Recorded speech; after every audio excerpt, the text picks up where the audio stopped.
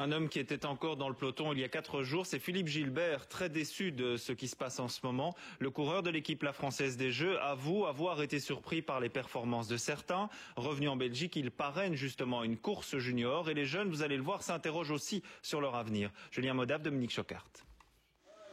Il y a 8 ans à peine, c'est lui qui levait les bras de la victoire sur cette même course. À cette époque, le jeune Philippe ne s'inquiétait pas encore du dopage. Son innocence, il l'a perdue dans le peloton et au cours de ses années professionnelles. Sachant que dans certaines équipes, on a des primes qui s'ajoutent au salaire avec les places au classement UCI par exemple, et qu'on apprend que les 50 qui sont devant nous sont dopés, on se dit on a été volé indirectement et directement aussi, donc c'est une vraie frustration tout ça. Ouais. Le vainqueur de cette course a eu 16 ans hier.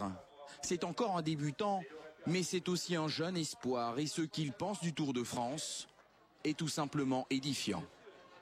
Ça gâche tout le spectacle et ça me fait mal, quoi. Je termine par me demander si on peut devenir pro sans se doper finalement. Je sais pas si c'est possible. Antoine adore ce rituel. Ce sont les quelques minutes avant la bataille. Fatigué, il sait pourtant que celle-ci ne sera pas pour lui. Dans ce genre de moment, certains pourraient hésiter.